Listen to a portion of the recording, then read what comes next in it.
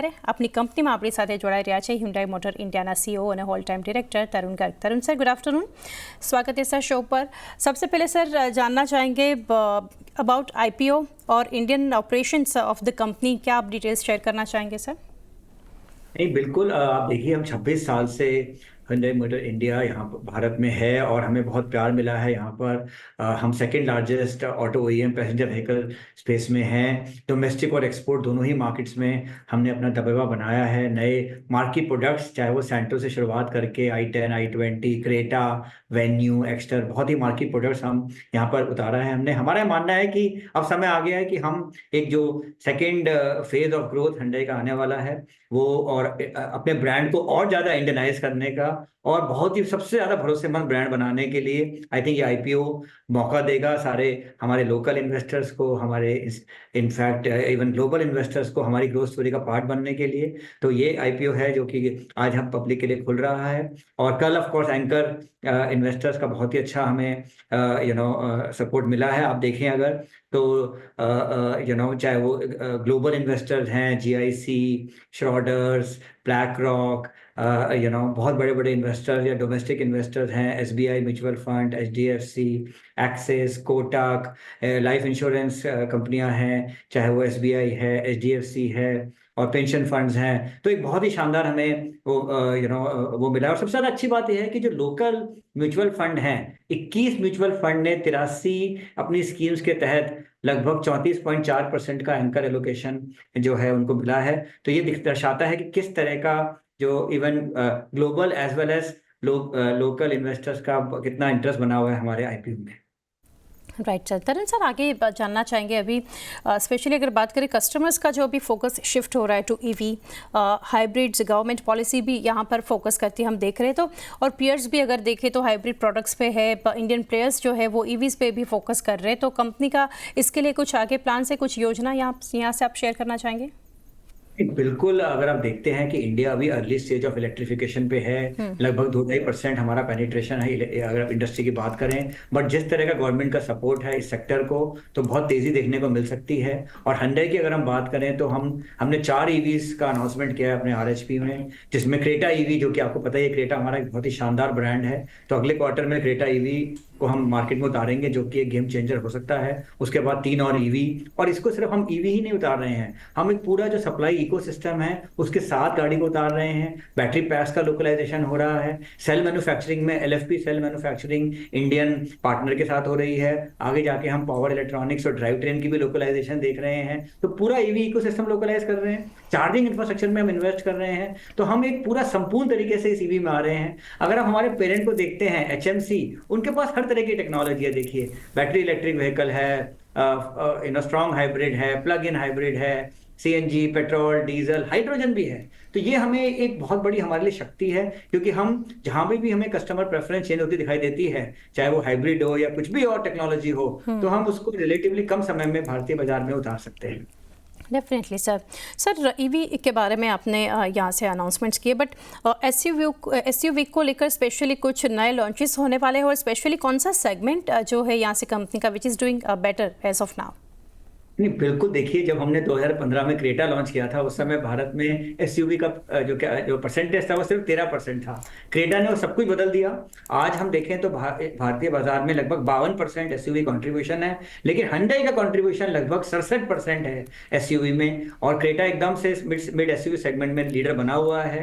और हमने इस साल जो है फेसलिफ्ट क्रेटा का लॉन्च किया, बहुत अच्छा रिस्पॉन्स मिला। पिछले महीने हमने अल्काजार का फेसलिफ्ट एंटर किया मार्केट में, उसका भी बहुत अच्छा रिस्पॉन्स मिल रहा है। इसके अलावा आपको याद ही होगा पिछले साल जो हमने एक्स्ट्रा लॉन्च किया था, उसका भी बहुत ही शानदार रिस्पांस मिल रहा है मार्केट से। हमने अभी रिसेंटली 2 महीना पहले एक्स्ट्रा में डुअल सिलेंडर सीएनजी लॉन्च किया है, वो भी बहुत अच्छा रिस्पांस मिल रहा है। तो हमारा ये मानना है कि एसयूवी कंटिन्यूअस ग्रो कर रहा है। इनफैक्ट सितंबर महीने में हमने अब तक का हाईएस्ट कंट्रीब्यूशन एसयूवी का 70% पाया है। और इसमें इंपॉर्टेंट बात यह है कि एसयूवी का जो हमें ये जो रुझान मिल रहा है, ना सिर्फ अर्बन मार्केट से बल्कि रूरल मार्केट में भी एसयूवी की बहुत अच्छी ग्रोथ देख रहे हैं। और कंट्रीब्यूशन रूरल मार्केट में भी 67% एसयूवी का हो चुका है। तो आई थिंक ये जो हमारी स्ट्रैटेजी है एसयूवीआइजेशन की, प्रीमियमाइजेशन की, डोमेस्टिक और एक्सपोर्ट दोनों पे फोकस करने की, तो ये हमें अच्छे मार्जिन, अच्छे ग्रोथ के साथ आगे बढ़ने में मदद कर रहा है। Right sir. तरुण सर, अभी नेक्स्ट किया के बारे में मैं पूछना चाहूँगी। Hyundai sister concern, what is the logic to keeping it separate, और आगे जानना चाहेंगे कंपनी का और किया के जो पोर्टफोलियो है वो ओवरलैप कर रहे हैं, तो can it cannibalize your sales and impact margins over the years?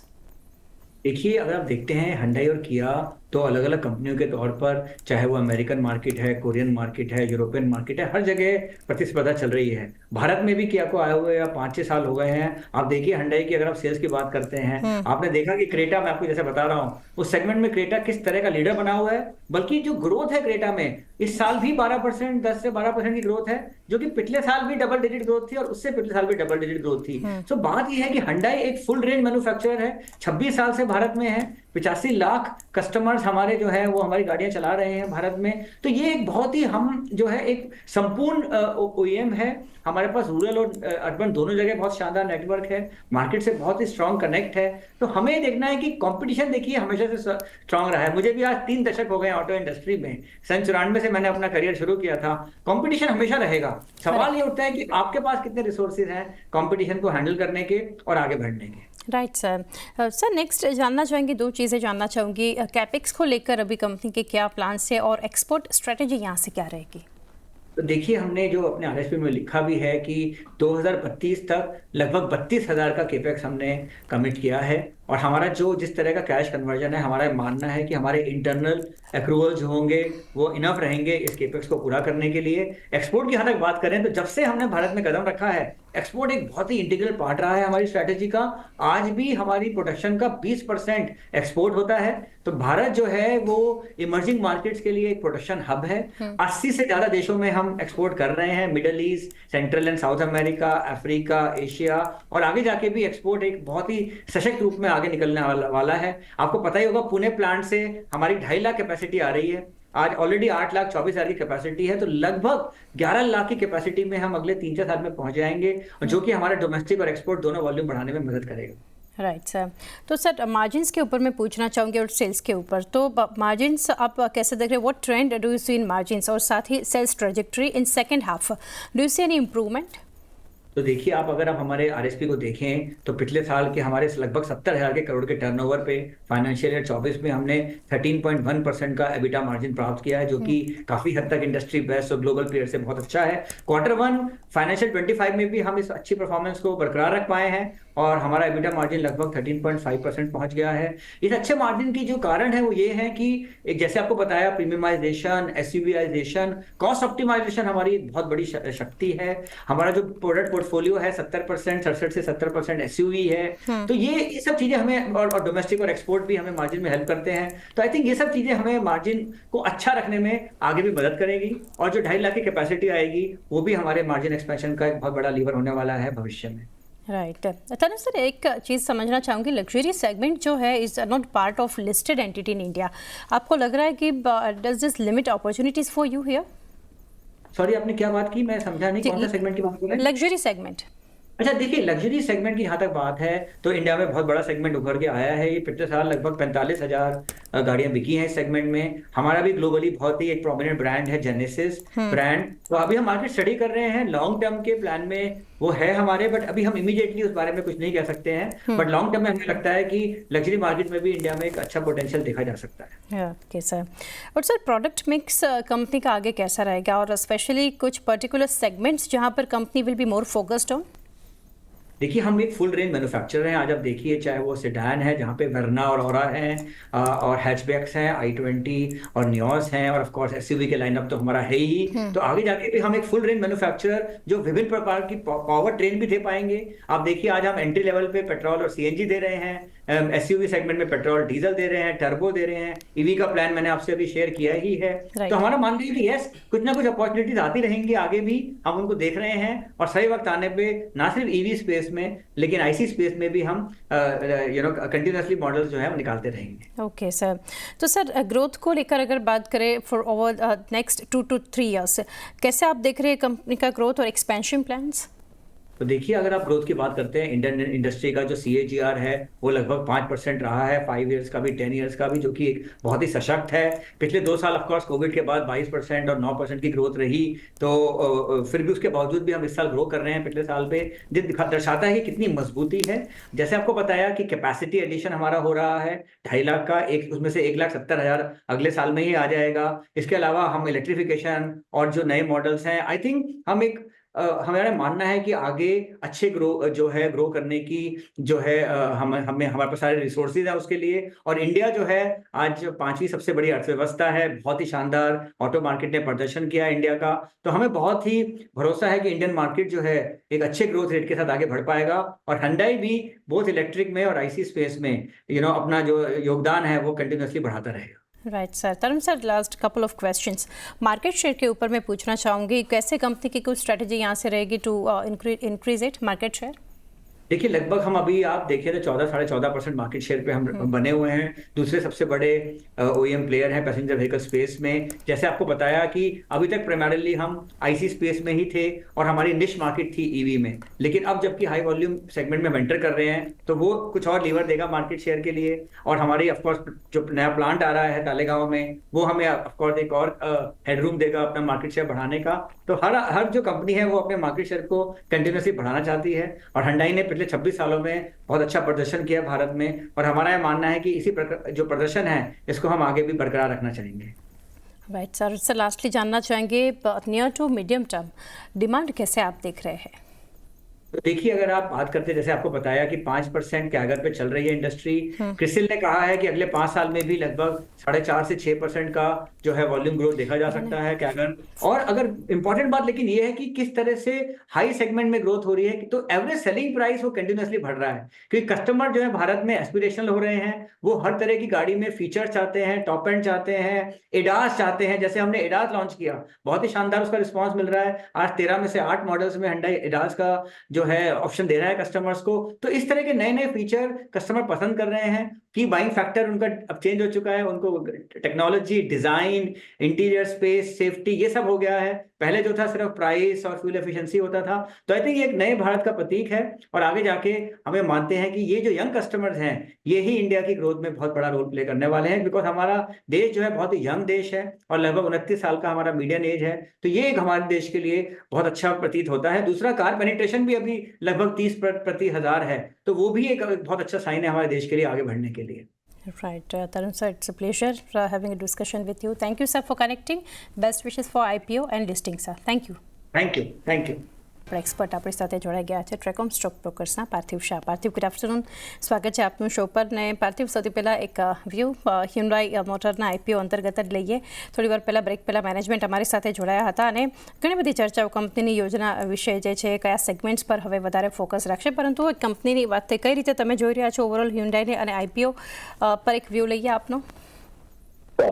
Very good afternoon. Definitely एक आइकॉनिक ब्रांड है इंडिया में, साउथ कोरियन ब्रांड है, અને as we know for the fact કે it is the second largest passenger vehicle OEM car manufacturer, અને market share બી જોવા જઈએ તો ઓલમોસ્ટ સેકન્ડ લાર્જેસ્ટ છે 14.5%. અને સારી વાત એ છે કે SUV જે પ્રીમિયમાઇઝેશન કેટેગરી છે એમાં કંપનીનો જે માર્કેટ શેર છે એ સ્ટેબલ રહ્યો છે 18.2%, which is also quite a healthy market share. અને આગળ જતાં પણ pipeline is extremely strong. And of course, Hyundai has, over the period of years, established a very strong credibility in the Indian market. And I think the IPO જે આવ્યો છે એમાં entire IPO proceeds are OFS. પણ yes, I think થોડા plus and માઇનસીસ છે. હું positives મેં already તમને જણાયા, પ્લસ આગળ જતાં પણ આર સેન્સીસ કે કંપનીએ જે પાસ્ટમાં ઓલમોસ્ટ 18% કેગર ગ્રોથ કર્યો છે from 2021 onwards till current date is also attributed to the fact કે પ્રીમિયમાઇઝેશન વધ્યું છે. વોલ્યુમમાં 11% ગ્રોથ છે, પણ પ્રીમિયમાઇઝેશન લીધે આપણે રેવન્યુ માર્જિનમાં સારી એવી વૃદ્ધિ જોઈ છે. ડિફિકલ્ટ ટુ સે કે આ ટ્રેન્ડ હવે કન્ટિન્યુ રહેશે, કારણ કે somehow ઓવરઓલ એવું લાગી રહ્યું છે in terms of the passenger vehicle demand. I think થોડુંક we are at the peak, અને ઇન્વેન્ટરી જે રીતે બિલ્ટઅપ થઈ છે overall in the industry irrespective of the other peer, I think થોડુંક 1-2 ક્વાર્ટર્સ મને સ્લો ડાઉનના લાગી રહ્યા છે. Nonetheless, I think this IPO will definitely create long-term value. ઘણા બધા આઈપીઓના જે ઇન્વેસ્ટર્સ છે તે એક્સપેક્ટ લિસ્ટિંગ ગેઇન, એ અમને લાગી રહ્યું છે કે બીકોઝ ઓફ એલિવેટેડ વેલ્યુએશન, કારણ કે વેલ્યુએશનની વાત કરું તો ટ્રેલ મલ્ટિપલ ઉપર 26 ના પી ઉપર છે અને એ લોકોએ મારુતિ જોડે જસ્ટિફિકેશન આપ્યું છે કારણ કે Maruti listed entity quoting at a trail P multiple of 30. And we should not forget the fact that Maruti is a 42% market share leader in the PV, whereas Hyundai is still at 14.5%. એટલે આ જરાક અમને justified ના લાગ્યું. નોનધલેસ અમને એવું લાગી રહ્યું છે કે આગળ જતા with growth definitely value create થશે ઇન્વેસ્ટર્સ માટે. તો આમાં જે પણ ઇન્વેસ્ટર્સ હોય લોંગ ટર્મનો જ વ્યૂ રાખે. લિસ્ટિંગ ગેઇન્સ માટે આઈ થિંક આઈપીઓને બહુ કન્સિડર ના કરાય. ઓકે, તો એક વ્યૂ ક્લિયર. લિસ્ટિંગ ગેટ માટે કોઈ વ્યૂ નથી, પરંતુ અગર લોંગ ટર્મ તમે ઇન્વેસ્ટર છો તો આના પર એક ફોકસ રાખી શકો છો. પાર્થિવ, રજા લઈએ પહેલાં છેલ્લે એક સેક્ટર માટે ઓવરઓલ વ્યૂ લઈએ, કારણ કે આજે શરૂઆત થોડી મજબૂત, આમ તો માર્કેટ જ ઓવરઓલ એક પ્રોફિટ બુકિંગ ઉપલા સ્તરેથી બતાવી રહ્યું છે, પરંતુ પિયર્સ હ્યુન્ડાઈ માટે સૌથી મોટું જોઈએ તો મારુતિ, ત્યાં પણ એક અત્યારે આપણને દબાણ બતાવી રહ્યું છે. M&M, હીરો મોટોકોર્પ, ટાટા મોટર્સ, બધી બાજુ અત્યારે એક વેચવાલી. સેક્ટર માટે લોંગ ટર્મ વ્યૂ તમે કઈ રીતે રાખી રહ્યા છો? Long term sector is very very strong, કારણ કે હજુ બી ઇન્ડિયામાં પેસેન્જર વ્હીકલ્સ અને ખાસ કરીને પ્રીમિયમાઇઝેશન, એસયુવી, ઈવી એ અંડર પેનિટ્રેટેડ છે અને આગળ જતા અમને ડેફિનેટલી દેખાઈ રહ્યું છે કે એમાં ગ્રોથ થશે. પણ at least short to medium term, at least for the next 2 quarters or 6 months, અમારે એવું માનવું છે કે પેસેન્જર વ્હીકલ સેગમેન્ટમાંથી જે નંબર્સ આવશે, મંથલી નંબર્સ બી આપણે જે જોતા હોય છે ફાડામાંથી, એ વીક આવશે અને already a lot of auto majors in the passenger vehicle segment એ લોકોએ હેવી ડિસ્કાઉન્ટિંગ ચાલુ કર્યું છે. We are hoping and banking on the fact કે આ sentiment in the festive season, Diwali around turn around થાય. પણ દશેરામાં પણ આપણે કોઈ એવા બ્લોકબસ્ટર નંબર્સ જોયા નથી. So that is a skepticism. એટલે આઈ થિંક ઇન્વેસ્ટર્સને ઓપોર્ચ્યુનિટી, લોંગ ટર્મ ઇન્વેસ્ટર્સને ઓપોર્ચ્યુનિટી મળશે આ સેક્ટરમાં આવનારા 3 થી 6 મહિનામાં to enter at lower valuations in lot of auto PV majors. તો મોટી પીવી કંપનીઓ માટે આ સેક્ટરમાંથી એક ફોકસ, અને 3 થી 4 મહિના માટે ખાસ એક ફોકસ તમે રાખજો. એક લોઅર વેલ્યુએશન પર તમે એન્ટ્રી પણ કરી શકો છો. એ સાથે પાર્થિવ, રજા લઈએ પહેલાં ડિસ્ક્લોઝર્સ જાણીએ આપના. બેસિકલી સેફ ટુ અઝ્યુમ કે અમે અમારા ક્લાયન્ટ્સને સિમિલર રેકમેન્ડેશન આપ્યા છે ફોર Hyundai IPO, બટ વ્યુઅર્સને રિક્વેસ્ટ છે તમારે ઓલવેઝ તમારા ઇન્વેસ્ટમેન્ટ એડવાઇઝરની સલાહ લઈને જ કામગીરી કરવી. જી પાર્થિવ, આભાર આપનો અમારી સાથે જોડાઈને આપના વ્યૂઝ શેર કર્યા. તો એ સાથે જ આપની કંપનીમાં પણ આટલું જ. મને પણ આપશો રજા. વધારે અપડેટ્સ માટે જોતા રહો CNBC બજાર.